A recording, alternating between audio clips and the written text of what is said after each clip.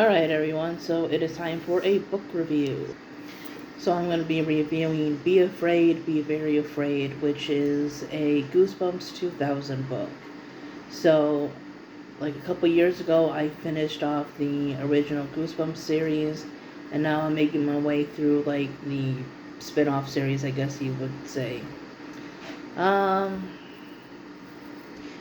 So far, I think Goosebumps 2000 is the second best after the original series.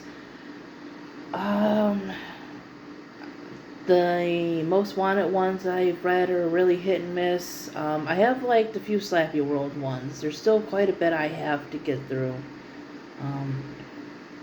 I know Horrorland is more like in a kind of order kind of thing, so I haven't read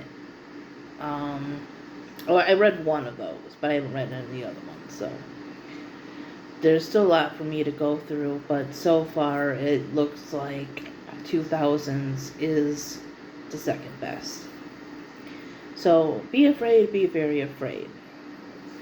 This is a story of a group of kids, I think it's like 3, if I remember correctly, and they steal a game from a garage sale.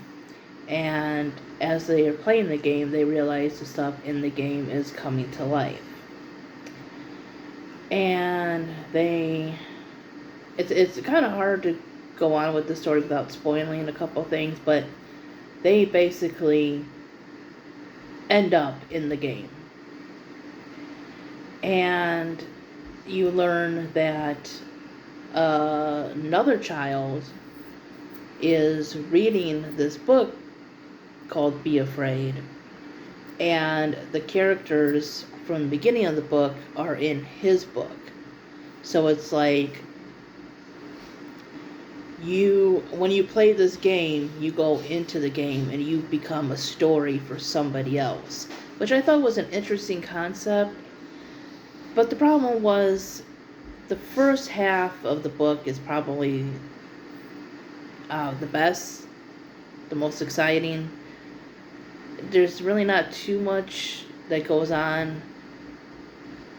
In the later half, it just seems kind of like to repeat itself. And I think if it would have just had a little bit more to it, it would have been a better book. But it just seems to kind of repeat itself. And I mean, the ending was so-so. I didn't hate it. I just felt there really wasn't anything to the book except for like what happened in the beginning and a couple repeated things. It reminded me of some other books that I do like, such as Legend of the Lost Legend, you know, that adventure, almost fantasy-ish kind of thing. But again, it felt like he ran out of ideas for these characters and just introduced new characters. And don't get me wrong, I have no problem with different character points of view.